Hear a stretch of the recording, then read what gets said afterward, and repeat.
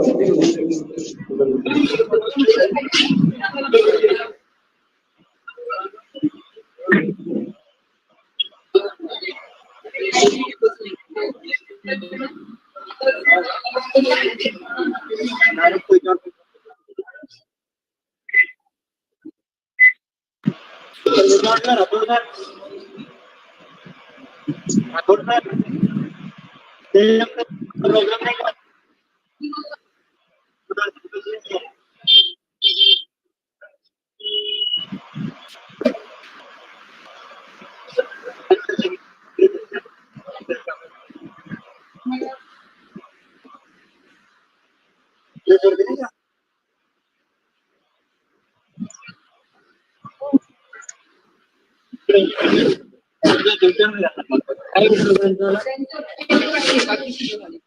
अच्छा, अरे मेंगरे सरांचं पेमेंट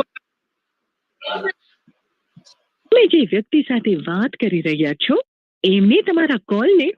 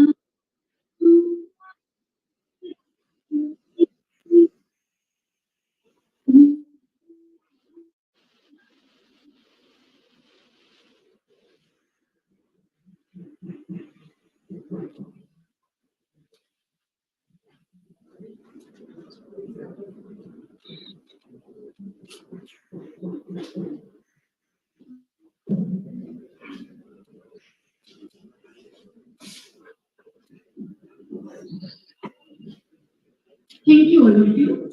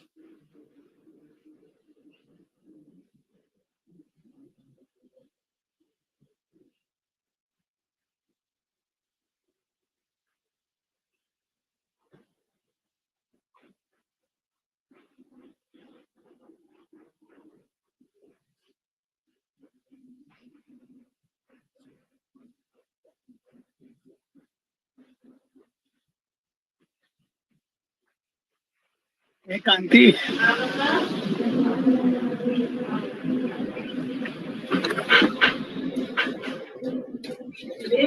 कांति मम्मी का स्पीच है।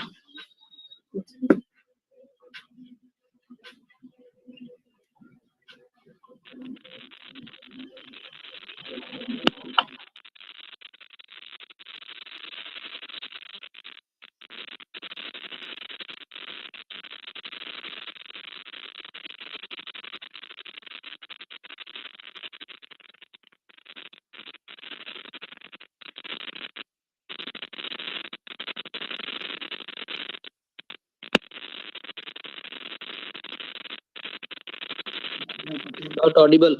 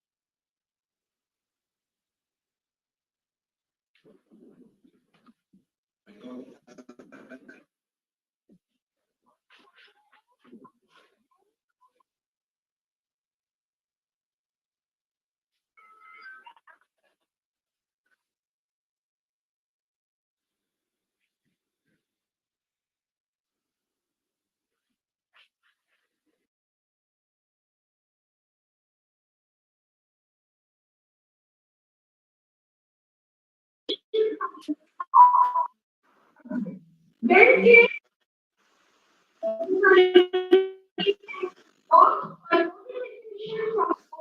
yeah.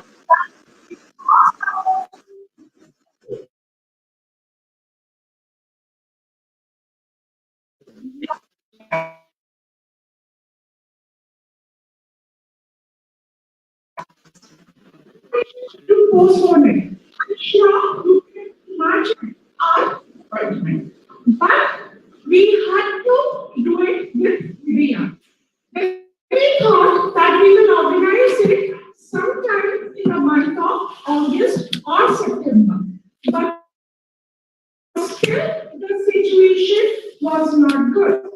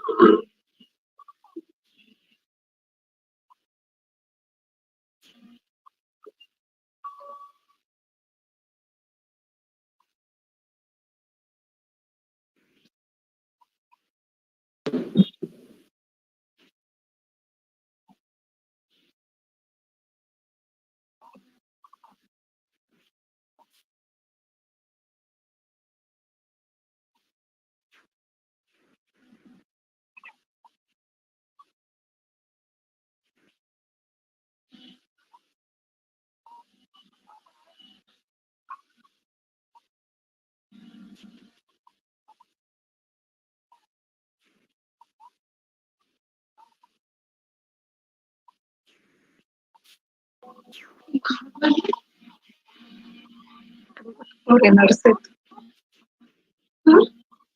Foreigners. Foreigner, right?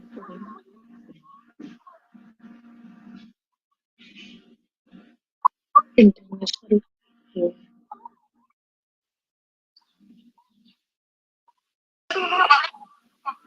हाँ पूर्ण म्यूट कर लो।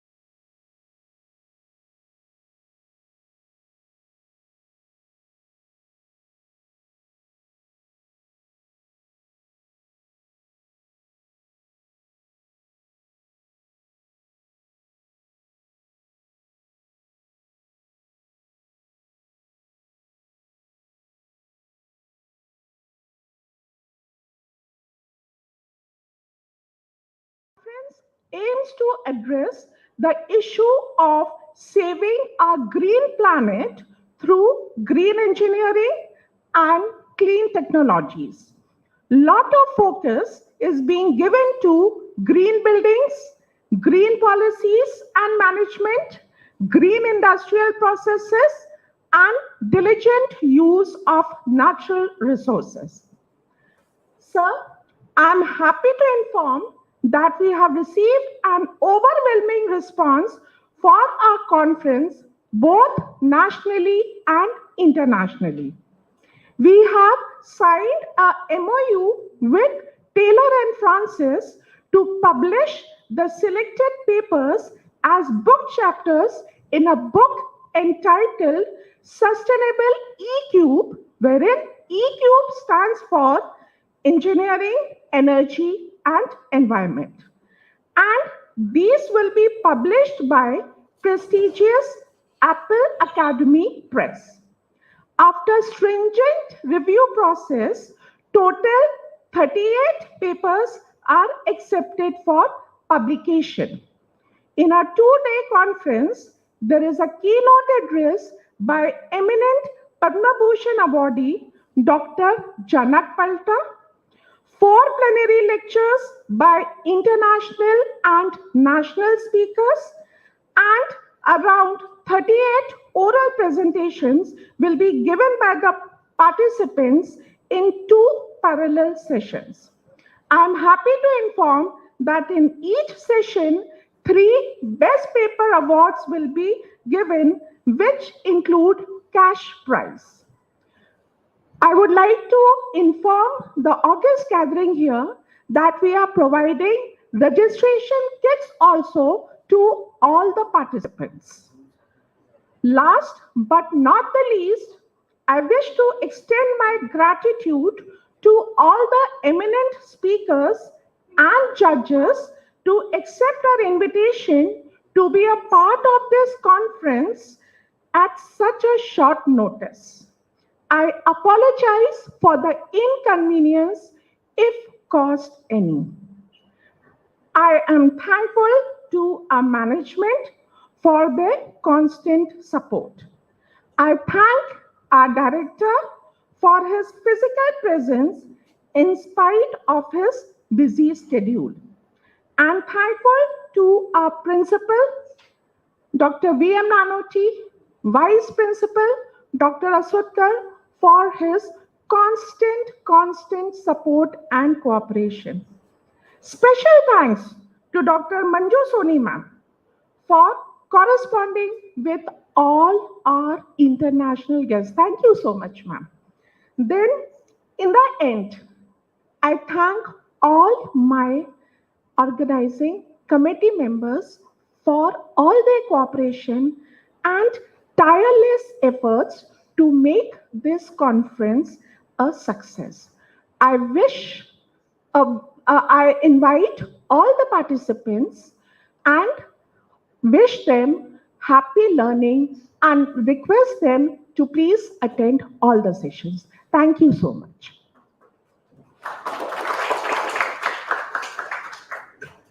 Thank you so much. Thank you so much, ma'am, for briefing us about the purpose of the conference. Now, I would like to invite Principal of the Institute and Chairman of the conference, Dr. Vivek Nanoti, a renowned personality in the field of academics, to express his views on this occasion. Very good afternoon. Very good afternoon to all my participant friends, guests who are attending in India, and a wonderful, warm good morning to all my friends from European universities, the members of EGA. A very good morning and a very warm welcome on behalf of Priyadarshini Institute of Engineering and Technology, Lokmanya Tilak Janakalyan Shikshan Sanstha, and the organizing team for this organizing of this international conference. Welcome you all. Honorable Chief Guest of today's function, Dr. Kailash Makado, who is a renowned academician, has a wide experience into so many fields, doctorate and the post-graduation, every degree and from various countries. We are extremely thankful, Dr. Kailash, for having accepting our invitation as chief guest. Welcome. Our guest of honor, Ms. Juliana, who is a project manager at Magdeburg University, Germany. President of function, our own beloved, our source of inspiration always, Mr. Abhijit Deshmukh, Director, Lokmanya Tilak Jan Kalyan Shikshan Sanstha, well known as LTJSS, co-chair of this organizing team and vice principal of this institution, Dr. Asutkar, convener of this program, who has not kept any stone unturned for last, I should say, 9 months or 9 months before that, because we wanted to have it in March. So almost 1.5 years, a dream is coming true, though virtually and also physically. So amazing work, ma'am.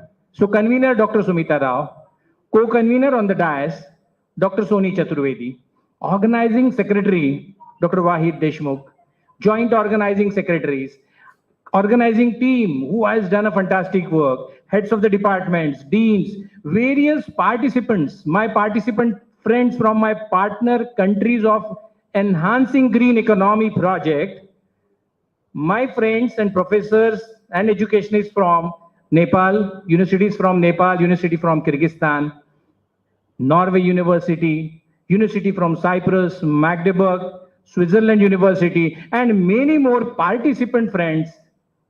The list is long, but I'm extremely happy to welcome you all on this wonderful day, an amazing scientific event which we are organizing today. Welcome you all for this inaugural session.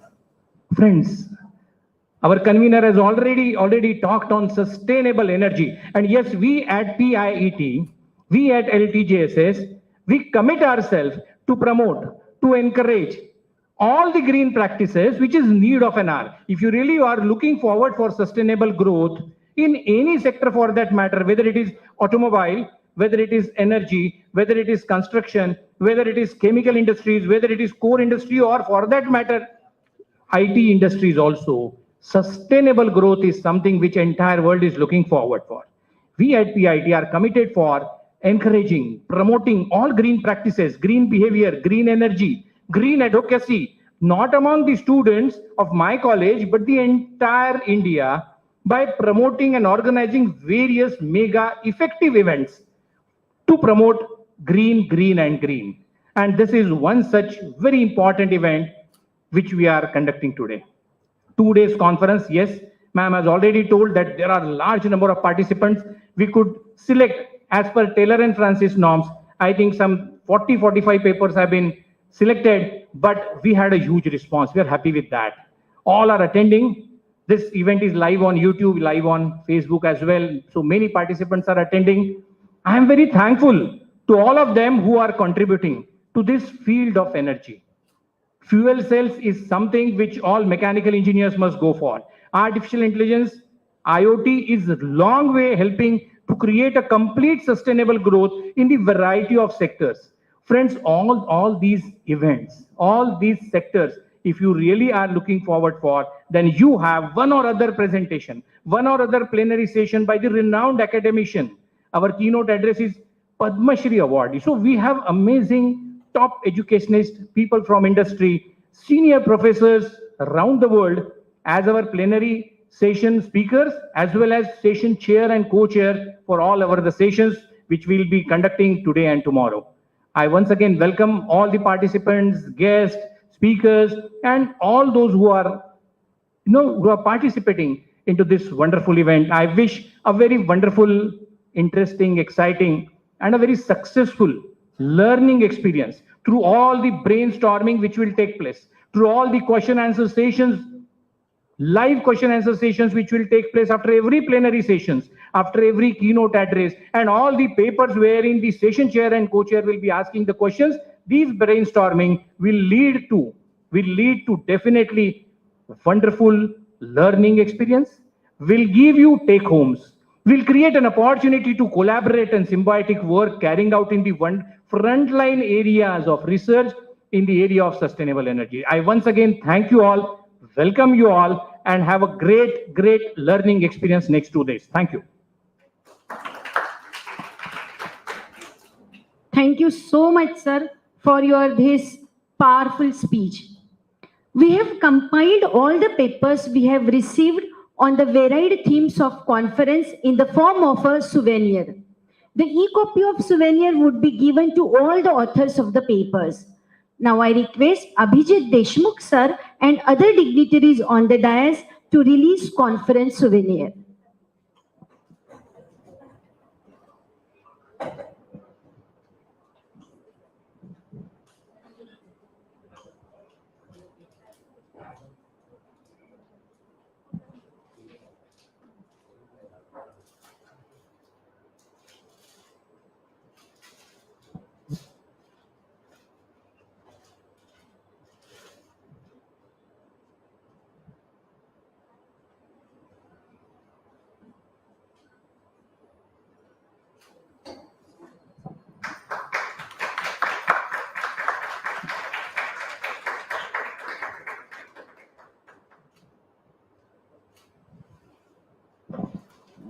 Thank you, all of you.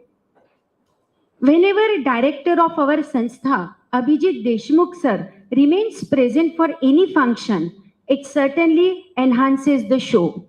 Your mere presence boosts our motivational level and we feel blessed. I request Dr. Vivek Nanoti sir to felicitate Abhijit Deshmukh sir with memento as a token of respect for him.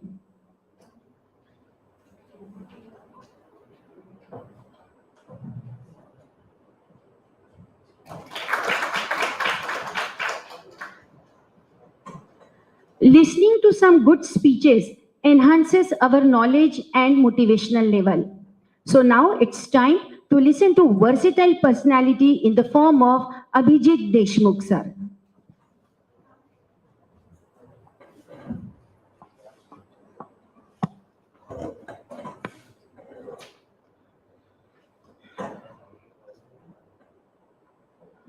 A very warm welcome to dignitaries of this function.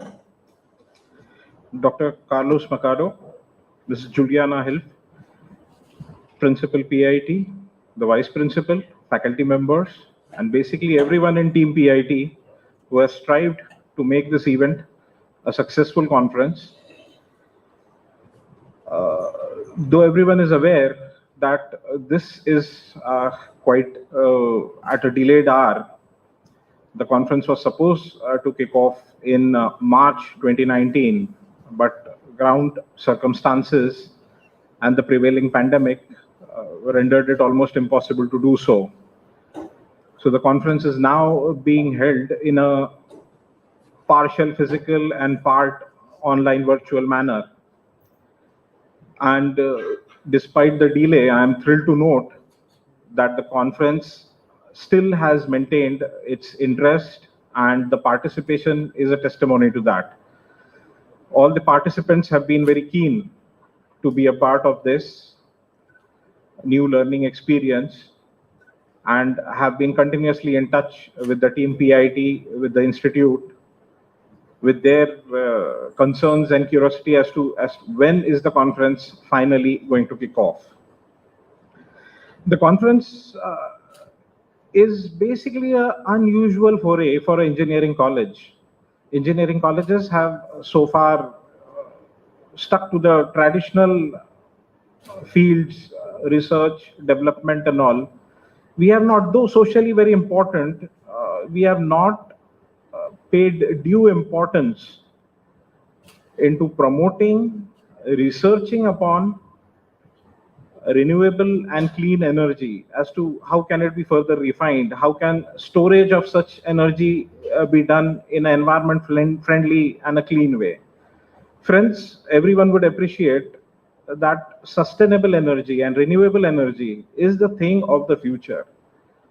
So far, though it is not appropriate for me to correct or judge previous practices, but so far what has been prevalent is we have been dipping into resources which are going to dry up.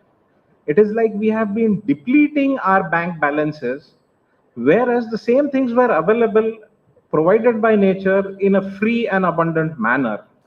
We have been heavily dependent upon fossil fuels. We have been digging holes into the earth further and further and deeper without realizing the long-term consequences for the generations to follow, without any regard for the earth or its resources or the climate. Things have gone in an unchecked manner. Though better late than never, it is now that because of such conferences, participation of such distinguished dignitaries, academic experts and all, that we as a society are waking up and taking due notice of what should be and what shouldn't be. Participation in such conferences would enlighten us, our faculty members and the people around us on the finer things, and would also inculcate and motivate the generations whom we are responsible to impart knowledge to. If we ourselves are unaware of what should be done, what shouldn't be done, we would not be in a position to educate the people who look upon to us, the students who look upon to us for gathering knowledge and who visit these institutes. Ultimately, clean energy, green energy, this has to be not a practice, but this has to be a way of life, a thought process, something which is to be practiced day in and day out, and not just limited to one particular thing, say maybe green energy for the sake of free power or something like that. So at this, I'll end my brief address. There are many eminent and more qualified speakers who would speak upon this issue and enlighten us with their experiences. So everyone, I wish all of you the very best for your paper presentations and other things which are going to follow in this conference. And I hope you really have a good, informative and entertaining time here. Entertaining to the extent of the knowledge that you receive, that it is going to be new, something which was not there in our previous conferences. And I hope you would enjoy and make most of it. Thank you, everyone. Thank you so much, sir, for encouraging all of us. Now, let's switch on to online mode to listen to guest of honor of today's program, Juliana Helf. Juliana is a project coordinator at University of Magdeburg, Germany. She is known for adopting creative techniques in the field of academics, in dealing with students, in satisfying the expectations and needs of society. She has always been playing an active and prominent role in many projects funded by European Union. She always believes that whatever we have taken from nature must be returned back with compound interest, and particularly by the teaching fraternity. So I request Juliana ma'am to please guide all of us through online mode.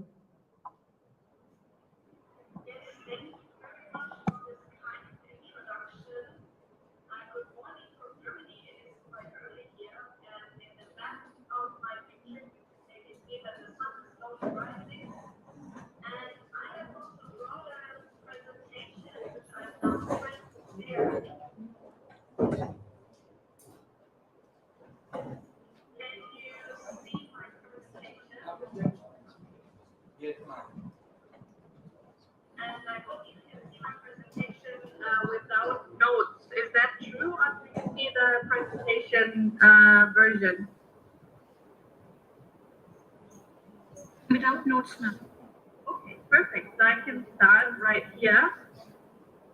Let me first introduce myself just shortly. As you stated correctly, I am Juliana Hilf and I work at University of Magdeburg. I am a researcher here. And I'm also a project manager for the EL project and working at the coordinating institution. We also will hear some of Carlos Majaro later. Also, someone invited, I can see the notes, right? I can just switch this so you have a better. Is this better? Yes, ma'am, this is better. Yes, ma'am. Much better. Perfect. Because I am working with two screens here for the perfect presentational experience for you guys. All right, so today I would like to talk a little bit about one of my research topics, which is education for sustainable development. And I think that higher education and education for sustainable development plays a key role in a sustainable future. And I know that this might sound very optimistic, and many people think how is changing a few curricula going to maybe stop the climate change, but this is not what we try to do. But we do think that it is the approach and the step into the right direction to form a sustainable future for all of us. And the key role in this is actually education. So most of you, or probably all of you, know 17 sustainability goals by the UN, formed in 2015. And our IDEA project is focusing on the goal number 4, quality education. But if you think more about it, you can link so many goals here. So we are kind of also contributing to goal number 7, goal number 8, 9, 12, and maybe even all of them. So the goal number 4 is about quality education for all. And of course, this implicates reaching children and pupils around the world, so most of them can have equal opportunities. But we in the project IDEA also this goal in the sense that we need a more broad education for a greener and more sustainable future. So this means putting green content into curricula, and we are focusing on higher education. And as you know, the curricula and the didactic approaches of higher education vary significantly from other forms of education, and it has the most potential to bring about sustainable and broad empowerment of citizens, because universities do not only teach students, they also generate new knowledge through research. And universities also have a transfer function into society. So we hope that universities influence actors in political and economic decision making too. And when we talk about, I can hear some backlash. Can you maybe mute your microphones? Thank you. So the key term here is education for sustainable development. And you know that this sustainable development is not a tangible concept for everyone around the world. And the question here is, how can we reach people and how can we distribute knowledge about sustainable development around the world so many people can pull together and work towards a green future? The term education for sustainable development was coined by the UN in 2002 and is defined following. ESD empowers people to think and act in a sustainable way, and ESD enables all people to understand the impact of their own actions on the world and to make responsible, sustainable choices.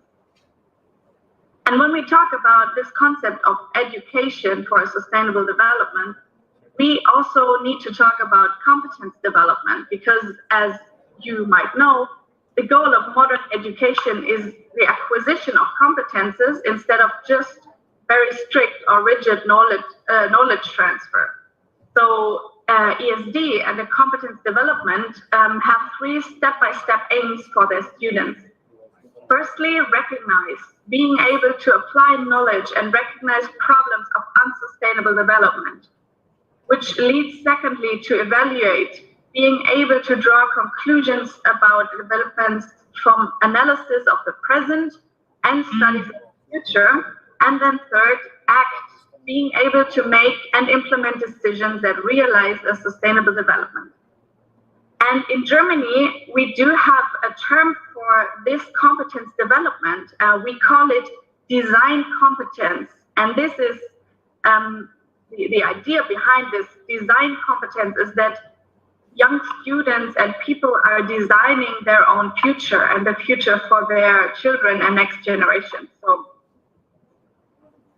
the IGEA approach, so our project, we try to take it off from right there, and we have target countries of India, Nepal, and the Kyrgyz Republic, and all those three economies are largely based on the consumption of natural resources. So of course, these three countries also strive for a greener economy to avoid the depletion of the resources. And we have planned an outcome-oriented action, and these require a multidisciplinary planning, an interdisciplinary implementation, and also an effective monitoring and evaluation. So this means we cannot focus on only one discipline like engineering or education, but we need to make all disciplines into one big thought. So these are our partners, our consortium.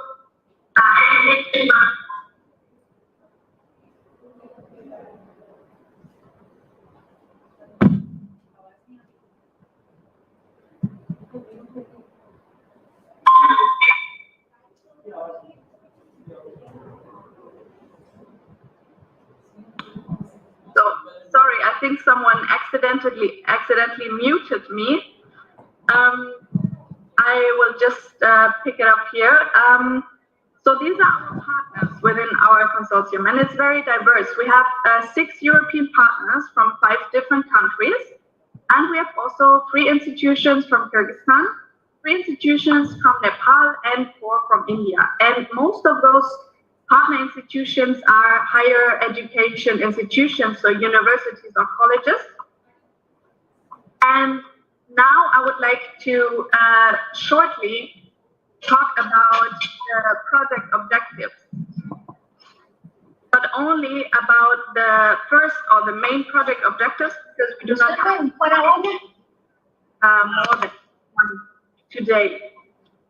So the first objective is the development of modular programs that reinforce knowledge and practice on green economy. And we are developing modules that are to be integrated into new or already existing study programs in our partner universities. As you can see here, we are focusing on 5 disciplines, or rather 4 disciplines and 1 interdisciplinary module. And each field is accompanied by EU experts from our partner institutions from Europe. And the targeted audience for all these courses are, of course, students, which are the most important audience probably, but also academics, economists, people from society, business people, eduologists, and so on. And all academic programs and modules that we are developing are tailored for the specific needs and also for the specialties of our partner institutions. So we do not just want to apply all modules to each institutions, but to really think and analyze what needs to be implemented in which institution and what kind of situations they are in, so we can adapt the courses and make them as suiting as possible. So we do not have the time to go into this by detail, but I brought you this slide just to show you how much work and effort we are putting into our project and into the modular development. And you can see we have 5 modules of 5 sections, 15 courses plus the practical course. And at this point, I also would like to thank all of our project partners and all these we had to shift into virtual project work. We didn't see each other for almost a year, and still everyone is contributing, everyone is putting so much work and effort into this project, into the curriculum development. So at this point, I would like to thank each and every one of you who is a part of it. So just roughly to explain how we are getting to the development of these green or sustainable modules, we have developed a template for green economy courses. We are defining the knowledge and skills that students need to acquire and the competences. I have just spoken a little bit about the competence that we need to transfer or acquire the students. Then we are focusing on the course content, on learning activities, what teaching methods we would like to apply. We are defining some textbooks and readings, and also, of course, the assessment for the course. And on your right, you can see an excerpt from a module description. This is just an example. I do not want to read it to you now, but this is just that you can see how we are working and how we are defining those green economy courses that we want to implement. And just to make this complete, I would like to address this practical course that I have talked about before, which is an interdisciplinary course. So we have developed one course that can be adapted by any discipline and any study program, because it's not content driven, but it's more a template. And the idea behind this is that the didactical approach is that students can combine their learning experience within the classroom training, the traditional university lectures, or in nowadays also the online learning or blended learning. And they can also make some practical experience. So they go into the economy, they go into companies that work in a sustainable way and collect experience here. So they can transfer that theoretical knowledge from university into the practical world where they will work one day and make decisions one day. So this is just to round it up and to summarize our project and one of the main project objectives, the curriculum development. I would like to thank you very much for your invitation, for your attention, and I would like to invite you to visit our project website. You can always get in touch probably with the team, but also with me. You can write me an email and ask what the project or how we work. Yes, thank you very much. I am now stopping my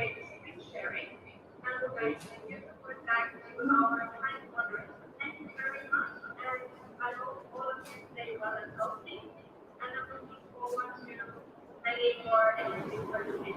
Thank you.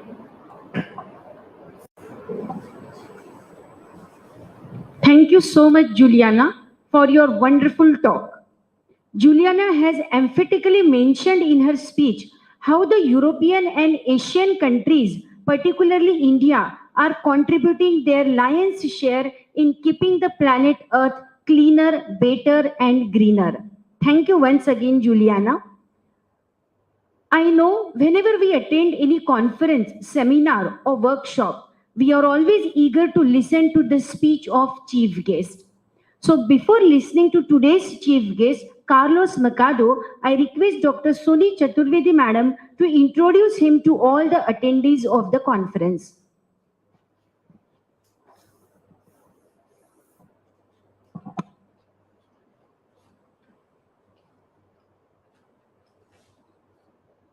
Thank you, Agrawal ma'am.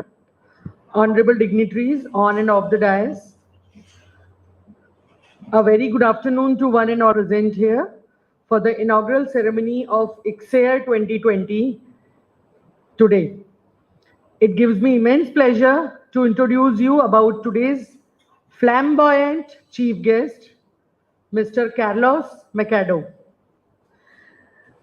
Graduated in Political Sciences and Sociology by Complutense University in Madrid.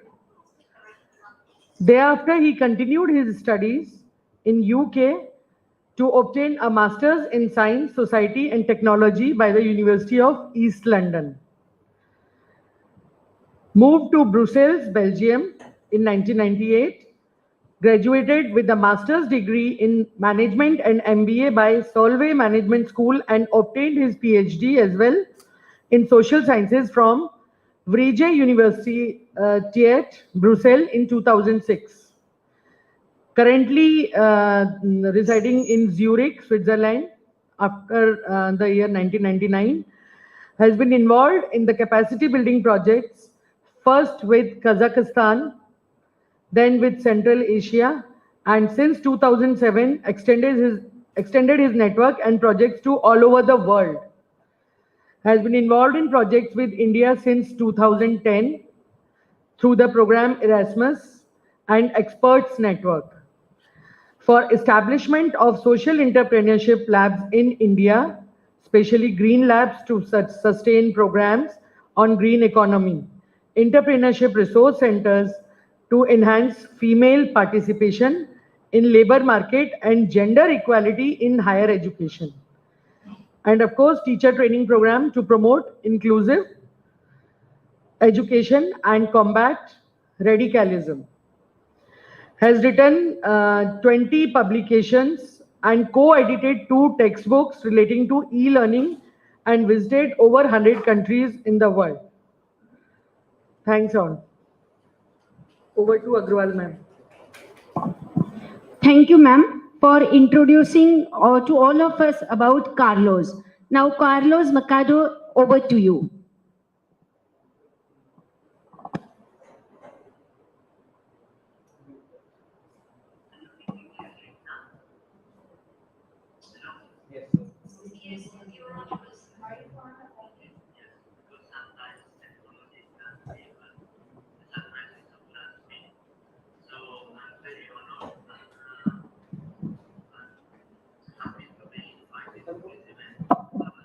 Here that is better late than never.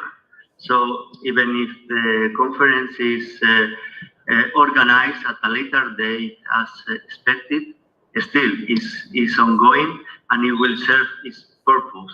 So we should be very happy for that. Also, I appreciate the active role and organization from Vivek Nanoti and from Soni Manu in organizing this and framing our project within this bigger conference event. So I would like to share my screen to share with you some thoughts related to green economy and the process that we are experiencing right now and why IGEA project is very important at this stage. Let me see if I can.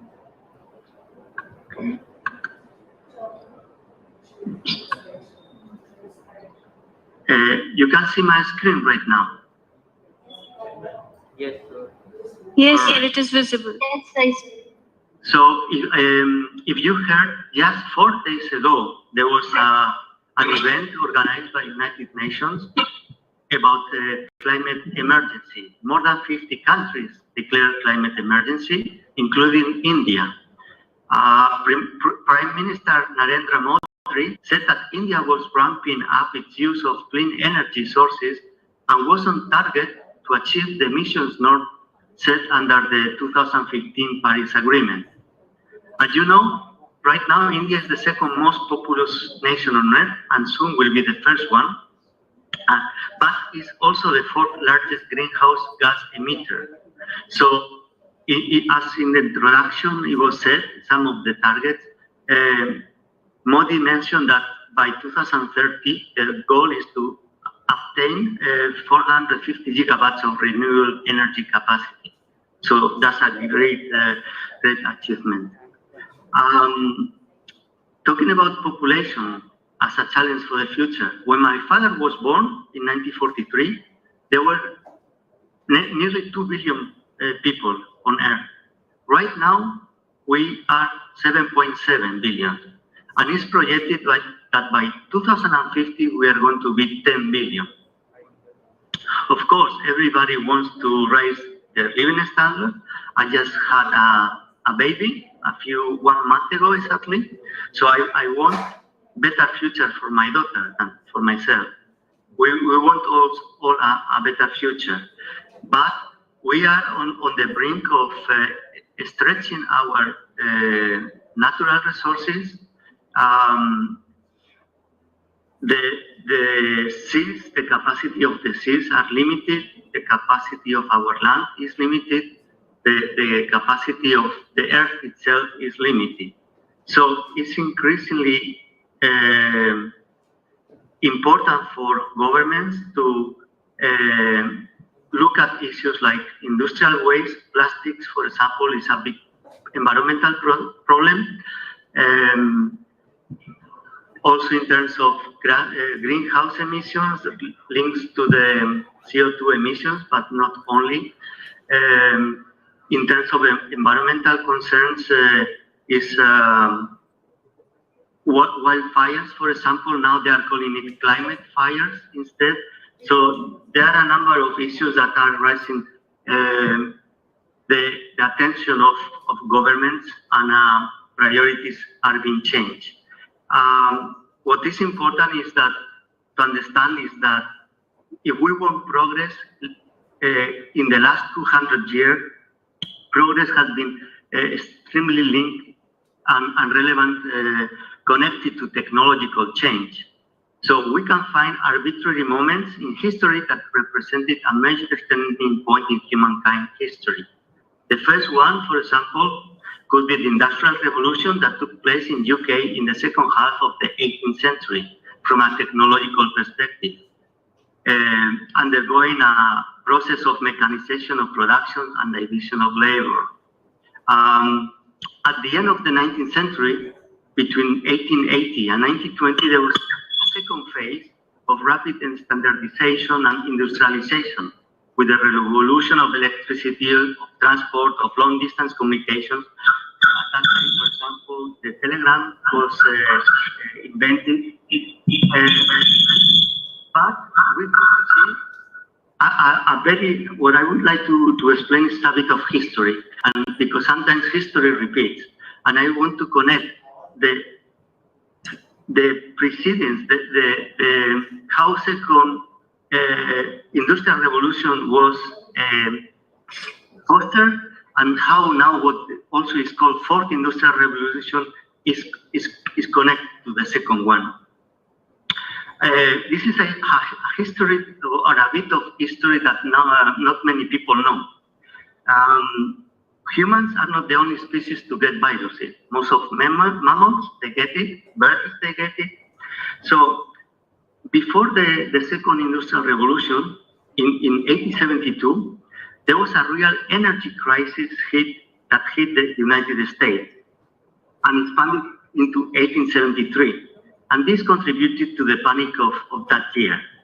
This was a flu virus that they called distemper, and that shut down the whole US economy by infected horses. It was in 1872 that the US economy was hit by this flu, by influenza, during the autumn, which paralyzed the economy and social life. This was the 19th century version of an energy crisis, even before fossil fuels emerged. Instead of this influenza infecting people, it was a virus that spread among horses and mules, and it began in Canada, and with free trade, that spread into the United States and then down into Central America. The virus spread very rapidly within a month, crossing into the United States. By November, horses were dropping dead in New York City, for example, and hurting even those that did not seem to have had their immune system compromised for this. Even hoof-and-mouth disease was impacting the survivors. Even the mail delivery was disrupted without horses. This became known as the wheelbarrow express to carry the mail. They had to transport mail in wheelbarrows because there were no horses available. So the lack of horses, for example, also impacted the ability to fight fires. The pump wagons carrying water were drawn by the horses.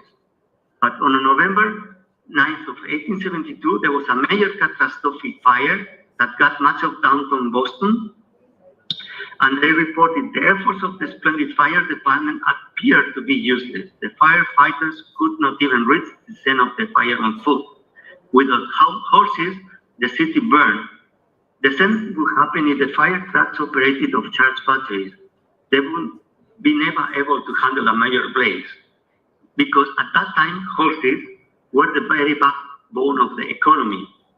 They brought coal out of mines, dragged crops to market, and carried raw materials to industrial centers. The horse flu resulted in food shortages in the cities, as we are starting witnessing now because of the lockdown today. But they also led to what people were calling the coal famine, which sent prices soaring, coal prices soaring due to shortages. In England, there were coal miner strikes, which resulted in driving up prices in the United States as well. Then this hot influence in North America reduced both coal and iron production. And on top of that, products and crops simply rotted at the docks due to the lack of horses for transportation.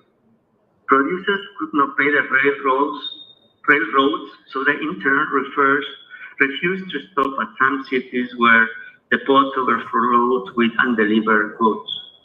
The combination of these events created a perfect storm, compelling the economy to plunge.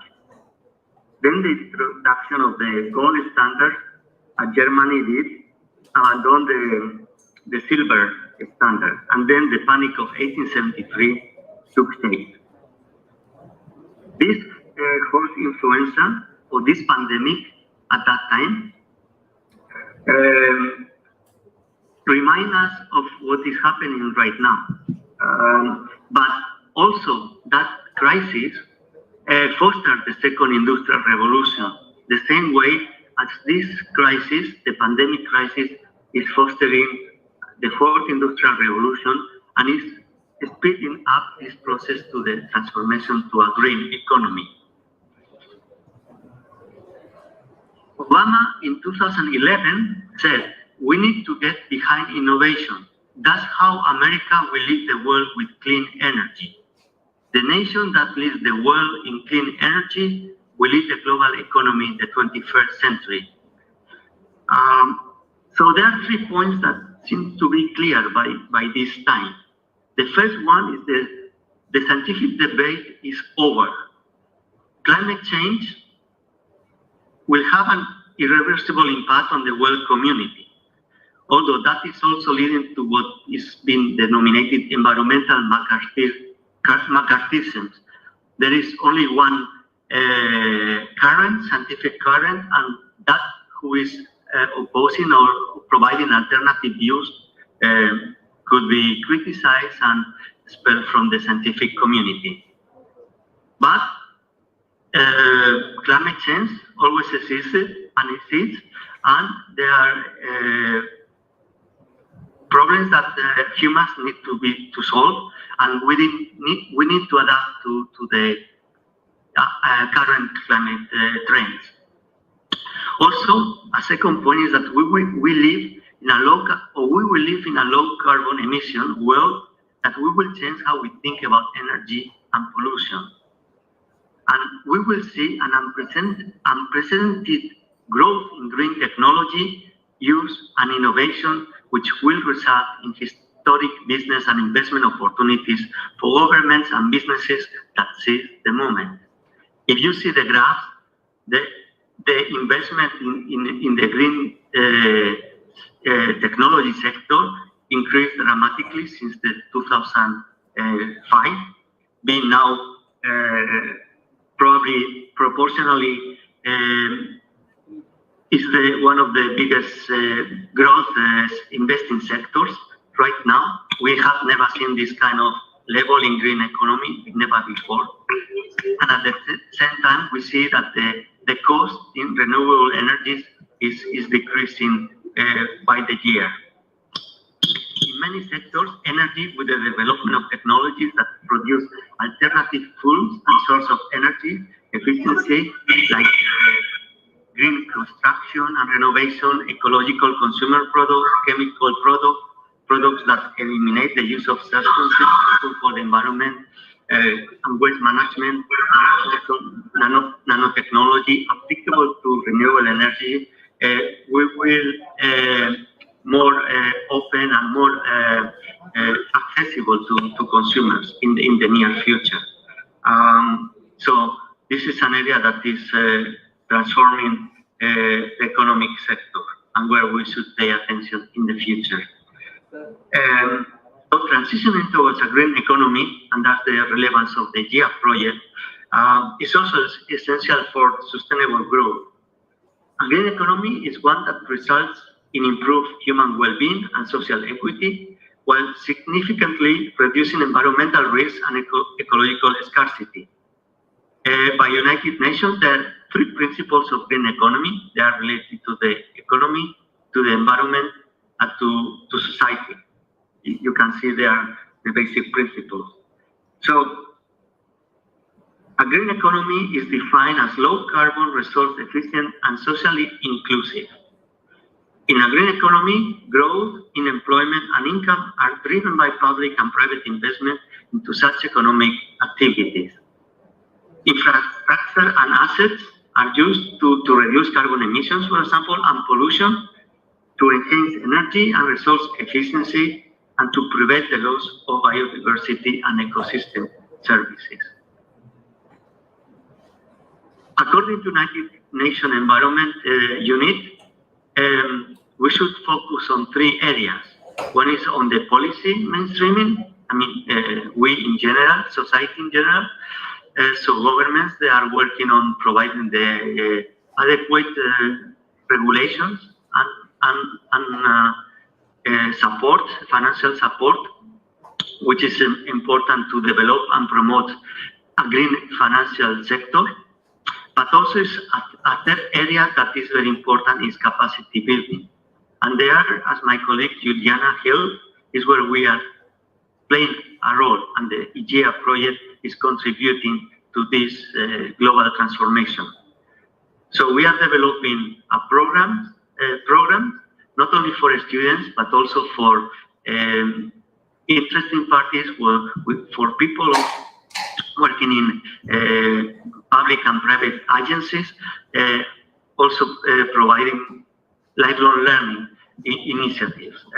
We are creating green labs in institutions in India, Kyrgyzstan, and Nepal, which should provide adequate training so people are more aware of how to enhance the green economy, how to understand green economy not only from theoretical perspective but also in practice. And that also, we believe that green economy and programs related to green economy will have a bigger role in institutions. So that also serves as institutional development. These green investments need to be enabled and supported through targeted public expenditure, policy reforms, and changes in taxation and regulation. Governments and local agencies should promote a development path that understands natural capital as a critical economic asset and a source of public benefits, especially for poor people whose livelihoods depends on natural resources. The notion of green economy does not replace sustainable development, but creates a new focus on the economy, investment capital and infrastructure, employment and skills, positive social and environment across Asia. I will not go further than that.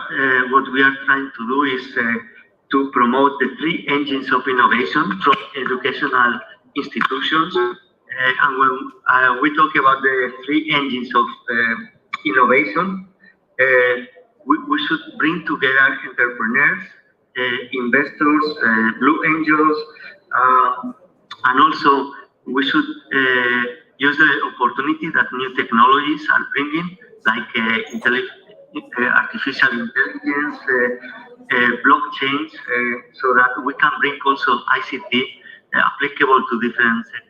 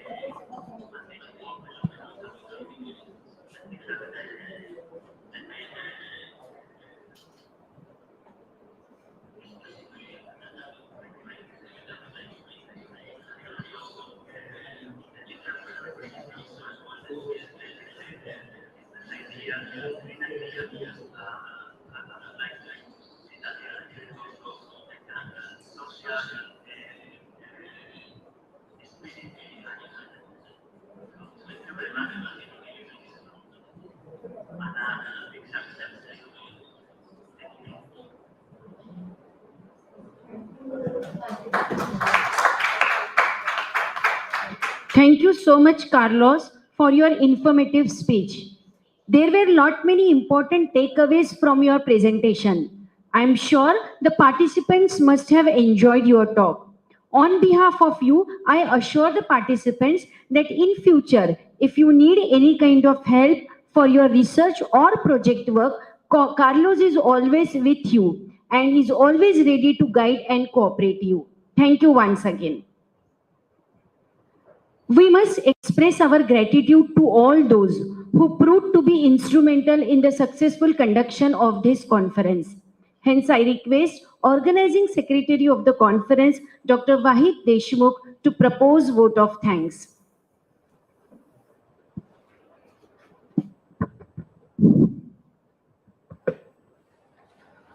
A very good afternoon to all of you.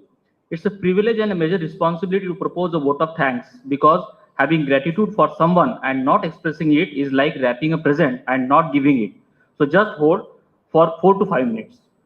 President of today's function, respected Sri Abhijit Deshmukh Sir, Director LTJSS, Chief Guest of today's function, Dr. Carlos Macado, Educational Advisor, Zurich, Switzerland, Guest of Honor, Ms. Juliana Hiff, Project Coordinator, University of Magdeburg, Germany, our beloved Principal, Dr. V.M. Nanoti Sir, Dr. G.M. Asudkar Sir, Vice Principal, Dr. S.N. Rao, Convener of this International Conference, icsare 2020, Dr. Soni Chaturvedi, Co-Convener, and audience present offline, online, of course, Head of various departments, invited distinguished participants, faculty, research scholars, practicing professionals from various industries, institutes, from India, and of course from abroad. I, Dr. Wahid Deshmukh, Organizing Secretary of icsare 2020, welcome you all, and it's my immense pleasure to propose the vote of thanks from the entire family of PIT for the inaugural of this international conference entitled Sustainable and Renewable Energy Challenges and Opportunity. Dear all, as the mom already told that this conference was scheduled in the second week of March. However, it was the time when the fear of corona was reached at the doorstep of India. So we decided not to cross the road when the signal is red and postponed it for a suitable situation. And now this conference is happening in online mode. So very first, thanks to the Almighty God for letting this to be happen and with a full of enthusiasm. The inspiring presence of Honorable Sri Abhijit Deshmukh Sir in today's event is a reflection of love, affection for PIT family, and also the importance that is attached to his commitment for us. Our gratitude is also due to him for the excellent address to all present here. Thank you very much, sir, for sparing your valuable time with us. I am thankful to Honorable Shri Dushyant Chaturvedi sir, Director Governing Body, for his support and gracious guidance for this event, though he was unable to attend today's inaugural due to his preoccupations and busy schedule. I hereby extend my deep sincere thanks to management LTJSS and express our sincere gratitude for providing the infrastructure and facilities required to arrange this event. I am thankful to National Environmental Engineering Research Institute, NEERI, Nagpur, for accepting our proposal and their association with us. I am extremely thankful to Dr. Carlos Mercado, Educational Advisor, Zurich, Switzerland, and Guest of Honor, Ms. Juliana Hipp, the Project Coordinator, University of Magdeburg, Germany, for their excellent addresses for today's function. I am extremely thankful to our beloved principal, Dr. V.M. Nanuti sir. Well, he is the person behind any major task here. I am thankful to you, sir, for providing necessary assistance, guidance, motivation, and always accessible to us for every need and urgency. Thanks are due to Dr. G.M. Asudkar sir, Vice Principal, for his kind support, guidance, and suggestion. Sincere thanks to Chief Patrons, advisory members, resource person, and judges of various events for their support and valuable suggestions. Well, finance is the greatest support. So from the bottom of my heart, I'm thankful to our various sponsors. The list is very long. Still, I will acknowledge few names: NIA Baroda, Jagtab Industries Gujarat, Alhamd Food Agro, Aligarh, Agro Infotech, Sunrise Infotech, and many more.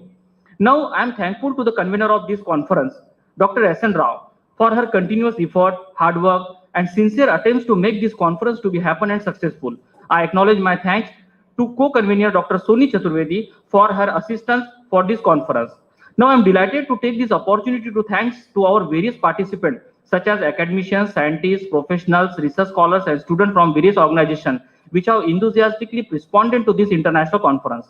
My sincere thanks to Dr. Madam Bhumika Agrawal for such a nice comparing and accepting our request. Well, ladies and gentlemen, an event like this cannot be happen overnight. The wheel start rotating months ago. It requires planning and bird eye for every detail. We have been very fortunate to be backed by a very dedicated and motivated team of the students and faculty. My sincere thanks to Organizing Secretary Mayuri Chandak ma'am, Joint Organizing Secretary Dr. Aditi Pandey ma'am, Dr. Anuruddha Kailuke sir. A special thanks to Sarika Vithalkar ma'am, Dipali Margade ma'am, and Abhijit Warade sir for souvenir publication. And thanks to our technical team, Professor Himanshu Taiwade sir and Professor Ketan Bode sir, for their involvement beyond their comfort zone. So once again, I thank all distinguished guests, all the dignitaries on off the dais and present online. Let us enjoy this technical fest and every session of this event. Have a great day ahead, and thank you very much. Thank you. Thank you so much, sir. Now we move on to the next important stage of the conference, and that is the keynote address. We are so much blessed to have Dr. Janak Palta, a very renowned name in the field of sustainable development. Listening to her introduction and her speech can work as a catalyst for many of us to climb the ladder of success. I request Joint Organizing Secretary of Conference, Dr. Aditi Pandey, to introduce Dr. Janak Palta to all the listeners. Thank you very much, Bhumika ma'am. It is an honor for me to introduce our keynote speaker, Dr. Janak Palta ma'am. Really, it's a great pleasure for me to introduce ma'am. Dr. Janak Palta is an Indian Padma Shri recipient, social worker, and the founder director of Jimmy McGilligan Center for Sustainable Development. It's a non-governmental organization working for sustainable community development. Speaking about her journey, Dr. Janak Palta told the logical Indian it was difficult but not impossible. She did her studies privately and pursued MA in English Literature and Political Science and MPhil in Political Science and a doctoral degree in Sustainable Community Development. She has earned Sangeet Visharad in Sitar. It took 16 years to discover herself. She worked as a translator in Punjab and Haryana, India, High Court, and later worked at the Center for Research in Rural and Industrial Development in Chandigarh, India. She also served as a research fellow in various research projects, including one project on communal violence, which took her around the nation. Dr. Janak Palta lived her own as a director, a single person army, and started bit by bit. She started serving rural and tribal women from disadvantaged background. Palta Madam has spoken at the UN, United Nations, about her journey as an environmentalist. She represented India in UN for a high-level forum on sustainable development goals. She was described as a green hero by the Energy and Resource Institute, India. She is also a former founder director of Barley Development Institute for Rural Women from 1985 to 2011. Dr. Mrs. Janak Palta McGilligan is also co-founder of Javik Setu. It's a national co-coordinator for Solar Food Processing Network India.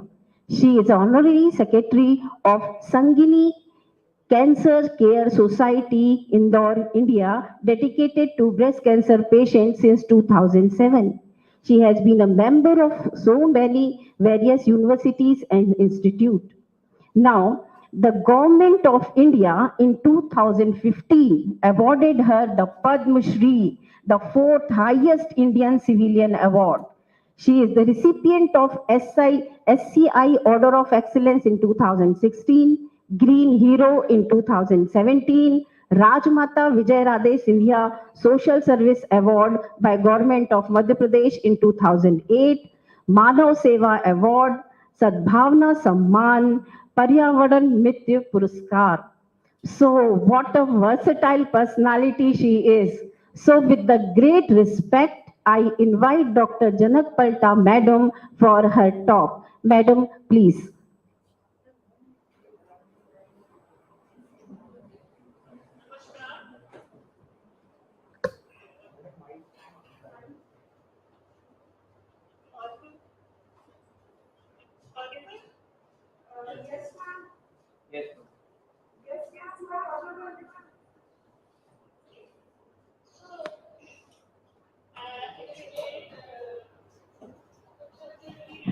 For me to be with you all in a subject which is very close to my heart. It's the purpose of my life to work for society.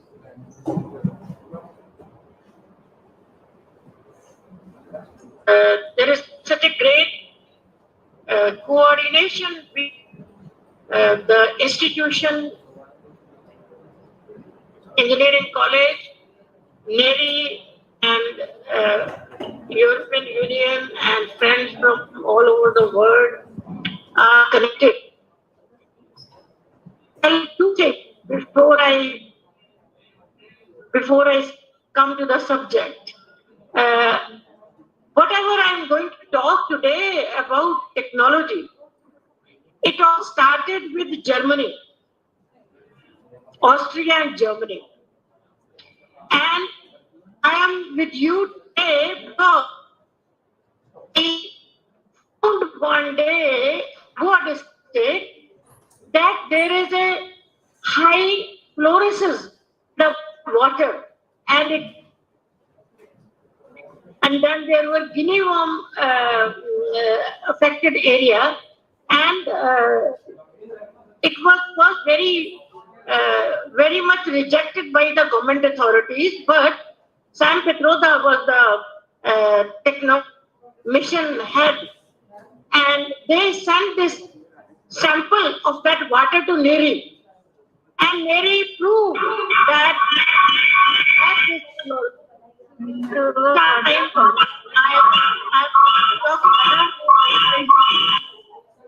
in presence of Neri and this institute, because I will start now how the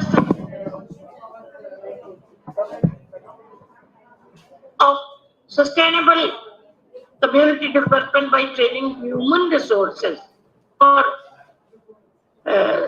engineering and technology. If if they develop technologies and the engineering, it has to be all based on renewable energy, stability. So it was 1992. It's very important for me to talk to you about the very definition of sustainable development. When I was working in the same district where Jabua district in Madhya Pradesh was affected by 302 villages given.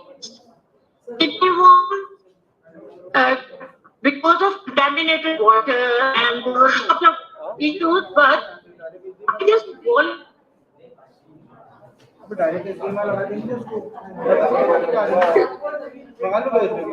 where 302 were affected by guinea worms, and I trained the people, did not take any money, for tribal. So people learned how to eradicate guinea worms and how to treat them using simple technology.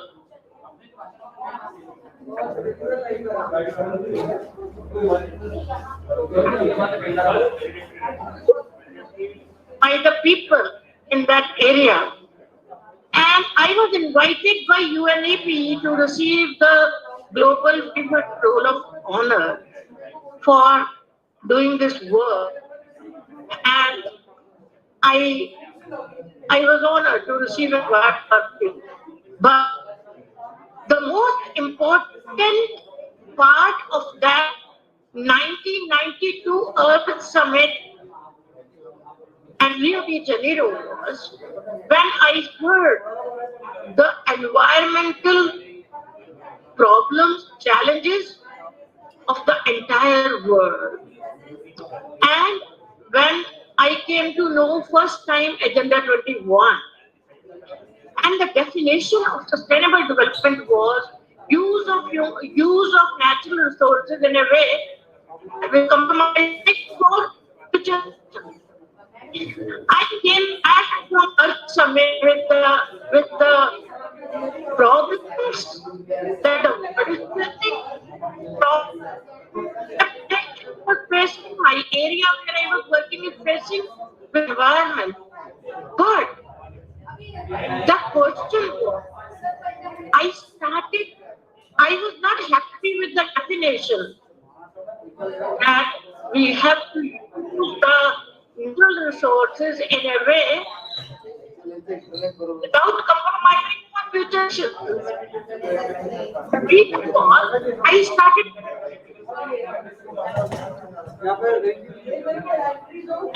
microphone needs to be muted. There are sounds from somewhere. So when I started questioning the definition of sustainable development, I asked myself, I started asking everywhere, government, people, institutions. We have the resources that we need today. We did not have at 92. We did not have enough water. We did not have enough oxygen. We had degraded the jungles. So we were short of clean air. We were short of water. We had already poisoned the soil of India by using overuse, exploiting the chemicals in the soil. So we had none of the resources enough for now. When we do not have the resources for us now we are talking in 2020. I'm talking of 92. I said that in 92 we do not have enough for us. How will we give and how will the resources sustain?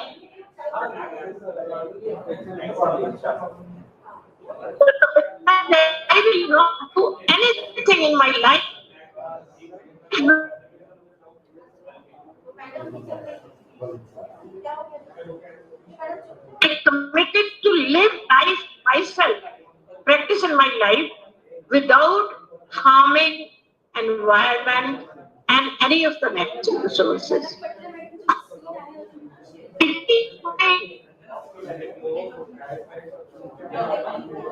Indian sentences. One is Vishwa ka Kalyan, well-being of the entire world. We think globally, we act locally. The second part was harmony among all beings. Praniyon mein sadbhavana means we have to live in harmony. We have to live in harmony with animal kingdom. We have to live in harmony with all education. We have to live in harmony with land and minerals, and we have to live in harmony with 5 elements of nature.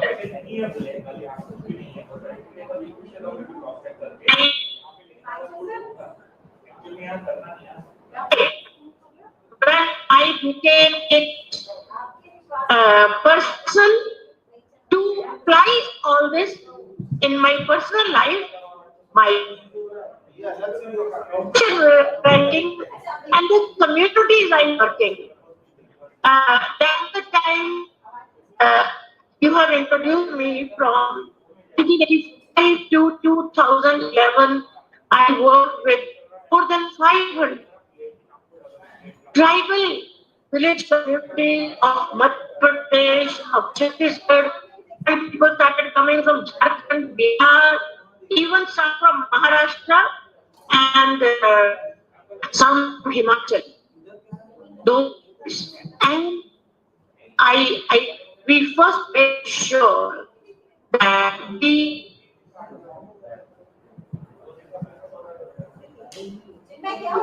I was given 6 acres of abundant land. So, 3 years I was working at my own. I started institute it's a Baha'i inspired program. I am a follower of Baha'i faith, and after 3 years of my work there, I was married to a British citizen who was Northern Irish, but he was committed to environment. So both of us were committed, our marriage committed to sustainable development. And we decided to do everything together to sustain.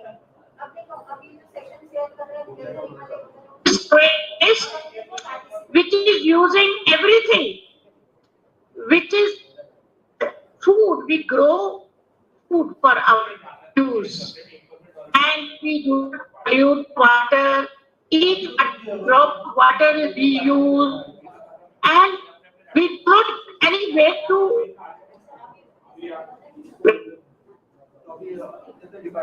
My husband and me were a good team. I never studied science. I never studied engineering. But I became a conscious human being who decided to live for sustainable development and learn to develop and sustain relations with all in harmony with nature. Use all the natural resources without use anything. So it was very challenging with very limited resources. But because we had this residential institute, so we developed the campus growing the food sufficiency. And he developed very small technologies. This man was only school passed from Northern Ireland, but he was a mountaineer, he was very committed to environment, he was a trainer, but he could do everything with his own hand. He developed small tools. He developed a solar dryer. Whatever was overgrown, overproduced was solar dried and simple tunnel dried. He made the first solar with thermal energy, that cooking with the sun, where we have been cooking there at that institute for more than 100 people. After he developed the kitchen, we had a solar. The whole campus mainly run on solar, water heaters, solar kitchen, and solar purifier for water, everything. So the girls at the institute were they were to our villages. So he developed a small parabolic solar cooker. Technology from Germany. The solar is also Wolfgang Schaeffler. These are Schaeffler dishes who spent 22 years in Munich to develop a Schaeffler dish. His wife came and fought with us to train my husband and some other people without taking any money. I think the first thing I want to talk here is human resources. Training of human resources. One has come from Germany, villages, and we have all the girls who are coming at the institute. So we take back 6,000 tribal girls as training resources. So those solar cookers were taken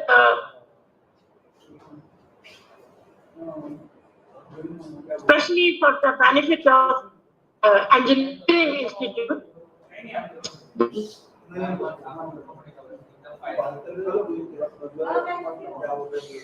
Government has given any technology without training people.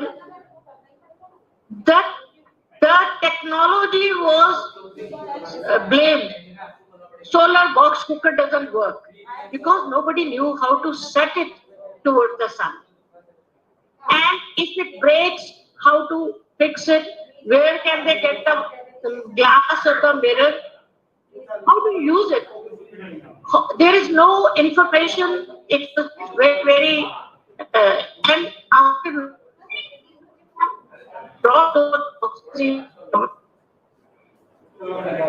of that cooker was given for 200 rupees. But I learned that lesson. We will train the girl from how to use them. Some Austrian friends supported that fund. They said, give to the poor people. We said, no, we will not give away. We will train them and person they pay so value.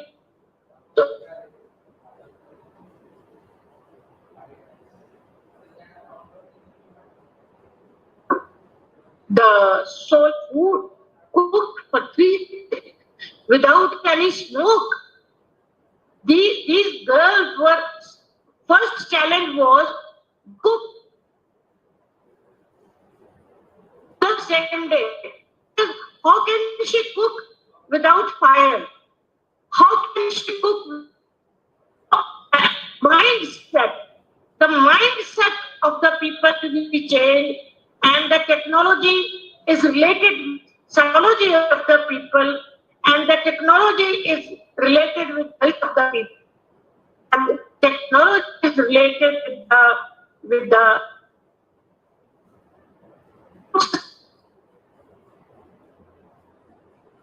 that sustainable development goals. As you have introduced me, that I was there at the United Nations. I was twice at the United Nations representing India, once in 2002, Millennium Development Goals and tribal women's training and empowerment.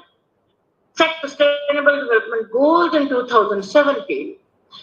Now, these 17 goals are, I want to especially congratulate Priyadarshi, you are organizing this particular international conference with focus. by involving people from different stakeholders, and because none of the sustainable development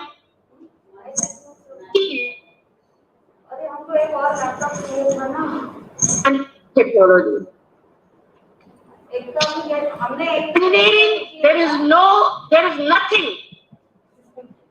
Economy cannot develop without engineering and technology. एक laptop चाहिए Deshmukh sir बोले कल एक office का laptop आपको दे देना madam क्या हुआ is taken into account, and economy is done. You are moving, you are using engineering and technology for economy. Forget the economy without ecology is a disaster. COVID has proved it. The entire world has learned a lesson. We cannot have development if it is not sustainable. And sustainable development can only take place when there are sustainable technologies, sustainable engineering. To know what is, how we don't go for mega projects. We go to work for grassroots. And we learn from people what they need. I have worked with Science and Technology Ministry for many years and told them that they sit in the Science and Technology Ministry block and they never try to go to a village from the woman. What? शाम को दे देना 5 बजे. This is where, as a social, as a center environmentalist, me and my husband, we go to area and out what will work. The small curves, what can do the villages, 500 symbolic. You can go to website and you can go to my. एक तो हमने ले लिया, रश्मि उस पे काम कर रही है, ये निम्बाड़कर मैडम, और एक और लगेगा ना, 2 पैनल लगेंगे. मैं इनके फिर नेटवर्क प्रॉब्लम हो गई, चैट पे डालो क्या? After 10 years, a Gujarati Science College in had always used, people used to send the interns with me to do internship, placement, practical experience. I told this.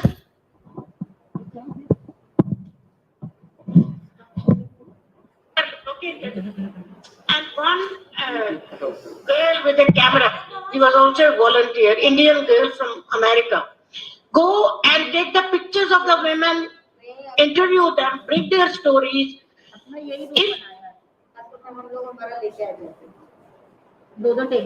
I am very proud to be a part of this journey of working with natural resources, and my husband and I used to say, cooking spooky kitchens is violence against women. That's what was happening in India. So, after 10 years, we got the report.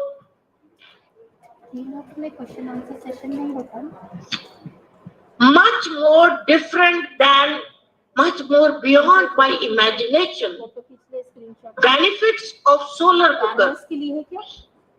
We thought it will relieve the women from smoke. We thought it will improve their health. It will keep them from plastic pollution. We thought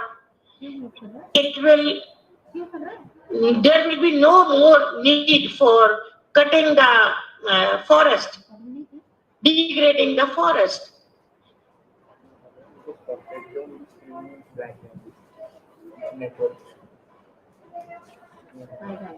They used to call my husband as Jijaji.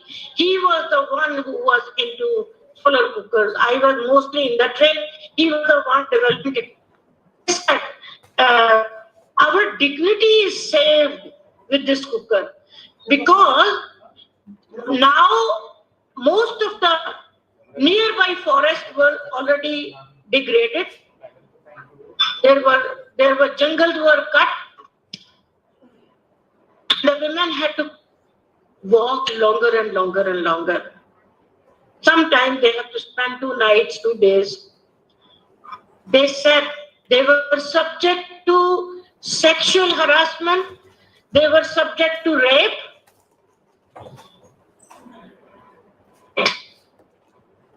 By knowing that a solar cooker something to do with dignity of a woman, the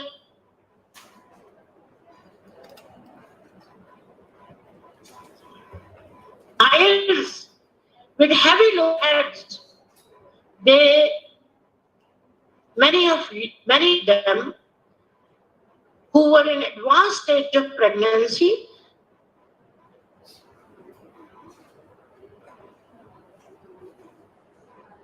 never read about it anywhere before, unless a tribal woman told us. The third thing they told, before the solar cooker, they were cooking in open fire on chula. And while cooking, the child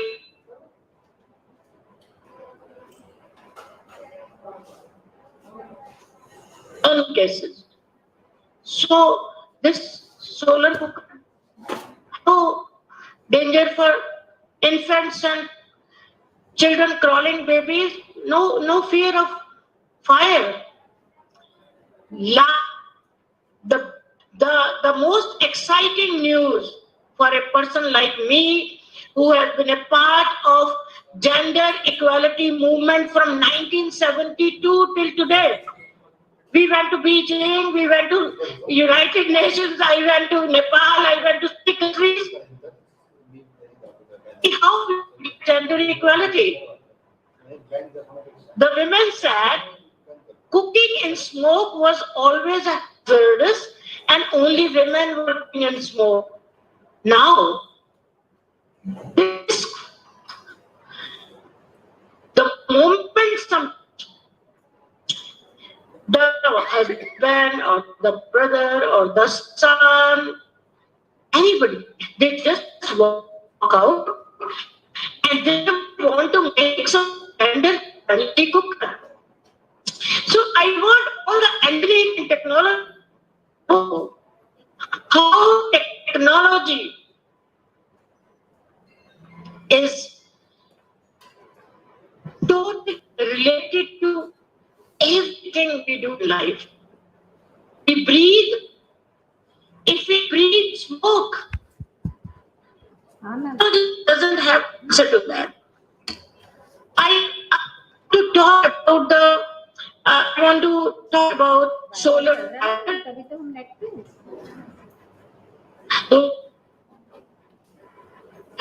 tunnel dryer. When he read in the news, a farmer from Maharashtra committed suicide because he could not sell his tomatoes or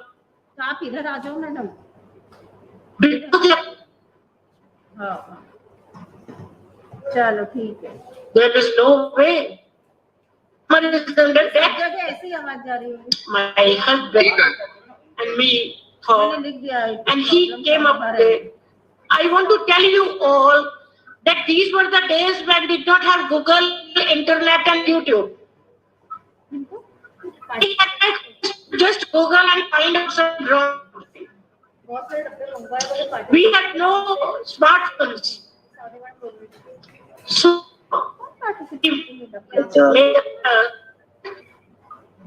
after that, we learned whatever excess is produced, perishable products, their life is increased.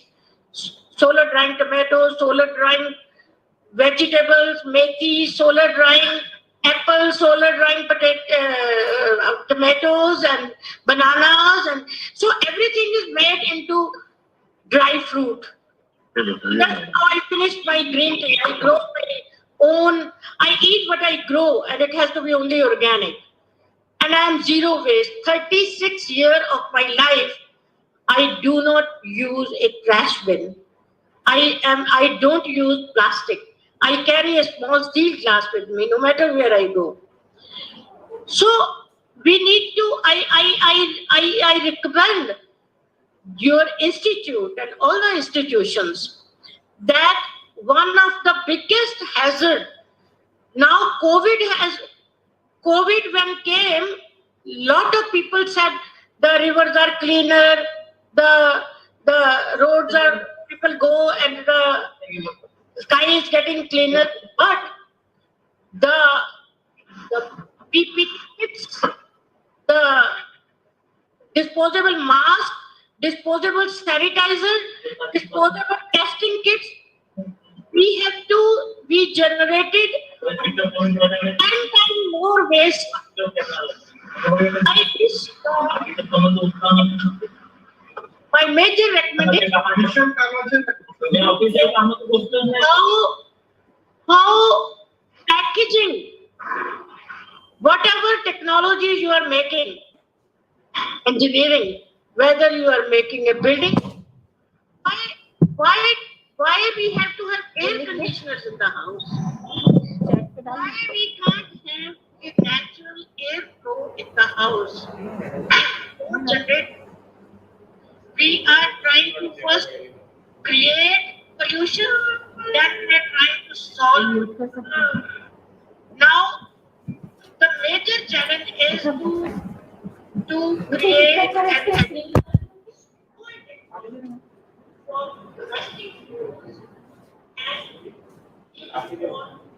community, and that makes for factory biggest. The focus should be on farm-based technology, food-based technology, and packaging in the packaging. The packaging is how I tell you, I don't have a secret. I don't do washing machine. I don't use any chemical in my life. So why can't you create and make technologies and products? Packaging is one thing. How more focus should be on daily use products. Like these days, everything is coming in a small sachet. Each one cup of tea is one plastic thing. Sachet. Everything is small sachet. Every little thing is packed in a small plastic. So much plastic in the entire world we have generated. How can you? I'm not talking about reducing. I'm saying the packaging done with the products. And marketing should be based on those products need based. And the farmers, our ministry is talking about our labor rights. How do we make it sustainable here? I think this is where the role of engineering and the role of technology is coming. But we have to train. The role of knowledge is to train human resources and all your students. First of all, the faculties have to change their mindset. The management has to change the mindset. The directors have to change their mindset. I know many private colleges, the directors, principals have no authority to change something. Everything is in the control of management, and management people want to run it like an investment. Management people need to be learning more from India. They have to change their mindset. They have to make sustainable prices. Now we have enough of time from March till today to learn. The work has not stopped. Somebody brought Zoom and we are able to talk. Somebody started creating small apps to connect to each other. WhatsApp, somebody. So we need to train people how to use the technology, how to develop the technology, how to develop the business, how to market the products in a sustainable manner. How everything goes more than the product, sometimes the packages is heavier. And the product is only little bit. The weight of the product is much lesser. कितने दिन बाद मैं बाहर का कुछ खा रही हूँ, मैंने अभी तक कभी नहीं खाया। भैया आपने लिया? So the business, we need to consult with how the business, industry, farm, how the people at the village level can work as community, how we can depend on each other together, how there is more collaboration. We have to work at individual level, institution level, and out.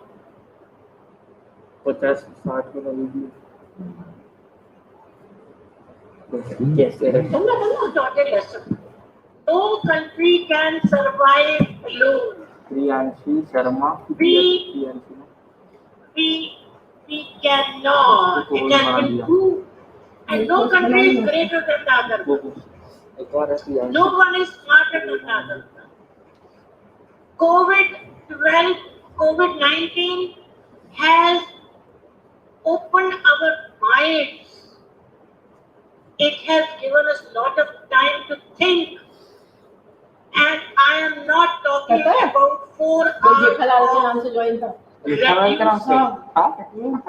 recycling. I am talking about refusing to use anything which is generating. भले ही मेहनत लगी लेकिन वो बहुत जरूरी था। Aditi Pandey ma'am और मैं। ये क्या हो गया इनको?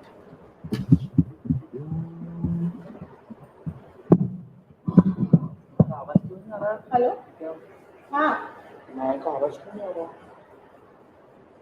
मैडम अभी तो वही लिंक है 4:30 बजे तक, फिर दूसरी लिंक हम भेजेंगे सेशन 2 की। चल हमें दे। अबे भाई पता तो चलना चाहिए तो पता होगा, आवाज भी आ रहा है। चल ठीक है, देखता हूँ। हाँ चलो। चल तो रहा है मैडम, सबकी ड्यूटी तो लगी। कहाँ नेट कम किया? लैन क्योंकि यहाँ पे देना था पूरा कवरेज।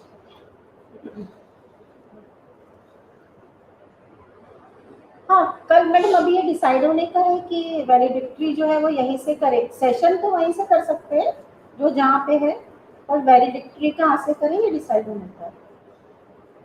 चलो ठीक है ma'am, okay okay ma'am, okay मैं इसको ऑन कर लूँ?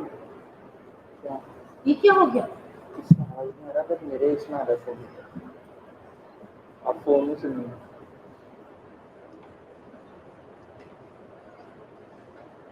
अरे तुम सुनो ना, अगर उन्होंने मना कर दिया तो एंड करना होगा ना। तो मैं हूँ ना। I know people are killing the main right and the world. वे इसकी आवाज पे नहीं आ रही। थोड़ा स्पीकर में और बाजू में जा।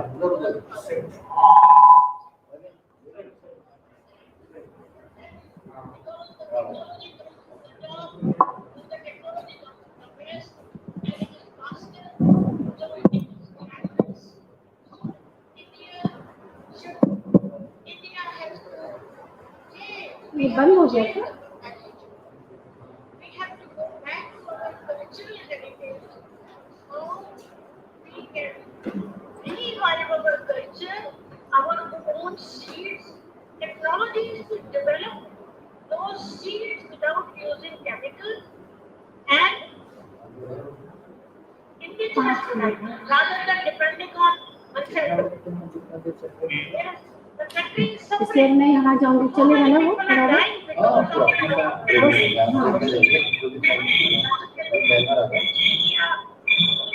ये क्या हो रहा है? That is not suitable. Mute करना सबको, सब कोई अनम्यूट हो गया।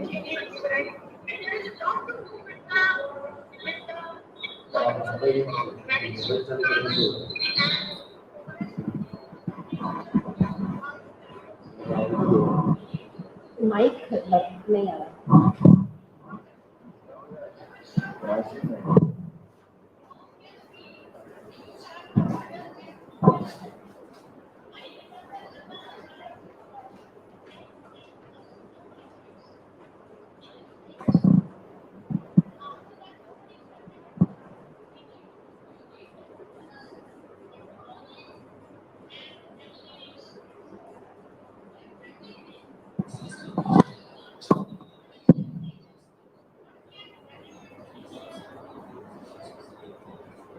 reviving our culture, but using natural resources and reducing large-scale industry. We have to we have to have a balance. We need large scale, but we also need more small scale for household in the village, even in the town, even in the slums. Small products can be, small technologies can be used by women in their area. I want to show you something made out of waste. Can you see this? This is my phone stand. It's made of, you can see, it's made of an old piece of granite or some piece of the building and a small bamboo, and I have been using it for 3 years. So we need to also learn how we can not generate so much of waste, but whatever waste is, it should not be polluting. How can we use products? In my life, there is no waste management. 300 days I cook on solar. I have a solar kitchen. I have different types of solar cookers. But rainy days, we make briquettes of used newspapers. After we read the newspaper, we need a news clip, we take it, the scrap, we take some of the byproduct of farm. It's not waste. So I tell people, I don't do waste management. There is no word waste in my life, but we know what to use that thing for.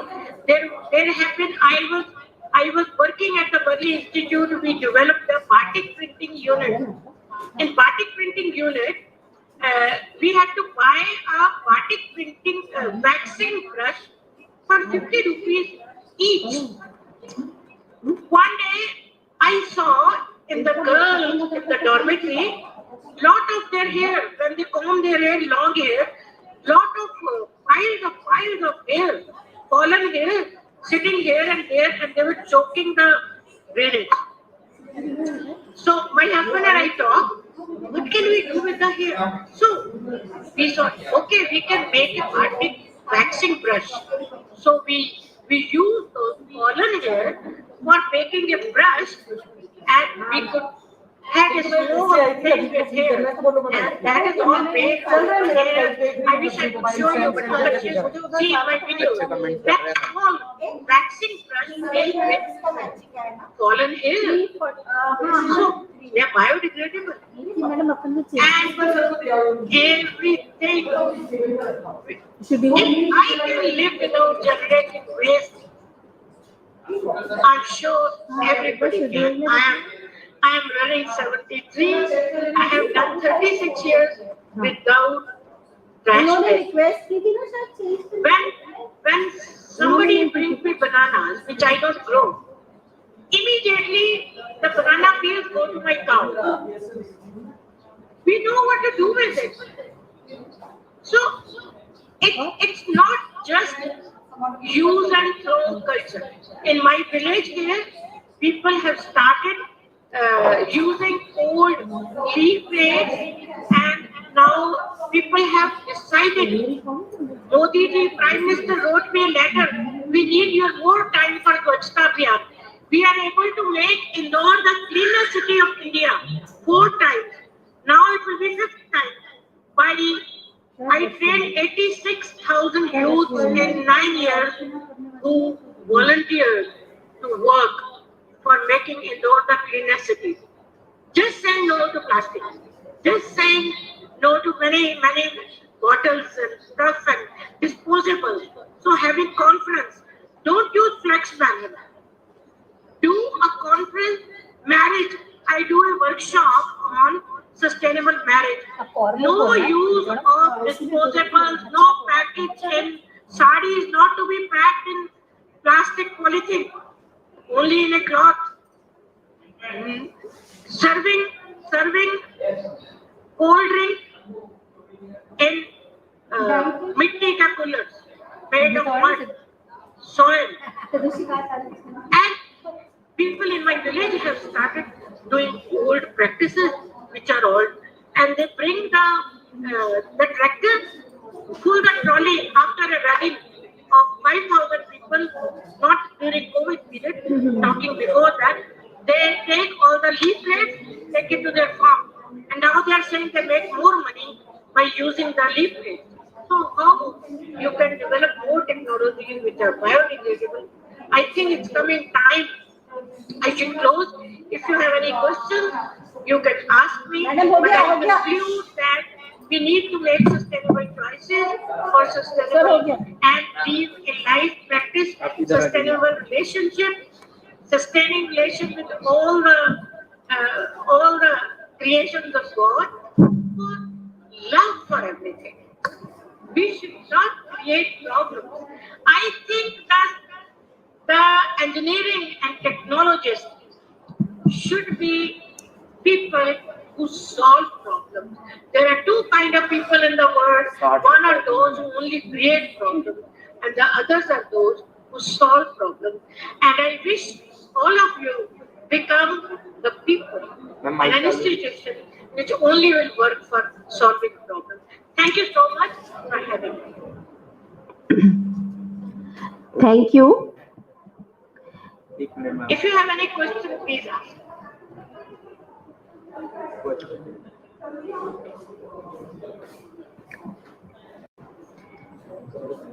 Okay. Thank you so much, ma'am. I am sure that after listening to you, you must have become role model for many of the listeners.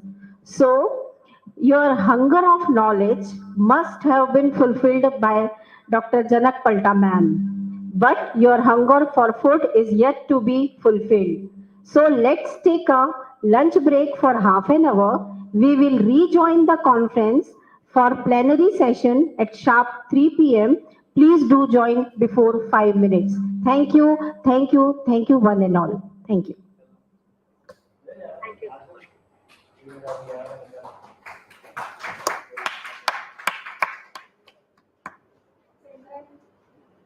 Ma'am meeting and कर दूं क्या?